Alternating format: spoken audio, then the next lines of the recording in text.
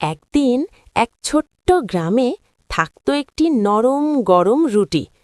রুটির খুব ইচ্ছে ছিল পৃথিবীটা একটু ঘুরে দেখার, কিন্তু সে সবসময়ই চুলার পাশে বসে থাকত। একদিন হঠাৎ আগুন বলল, রুটি, তুমি সবসময় এখানে বসে থাকো কেন? রুটি একটু দুঃখ করে বলল, আমি তো তোমার ওপরেই নির্ভর করি, তুমি না থাকলে আমি তৈরি হব কিভাবে? আগুন মিষ্টি হেসে বলল, ঠিক কথা, কিন্তু আমি তোমাকে শুধু বানাই না, শক্তিও দিই। তুমি চাইলে সাহস করে নতুন কিছু করতে পারো। এই কথা শুনে রুটি সাহস পেল। সে ভাবল, আমি শুধু খাবার নই, আমি সবার আনন্দের কারণ। পরদিন থেকে রুটি আর ভয় পেল না।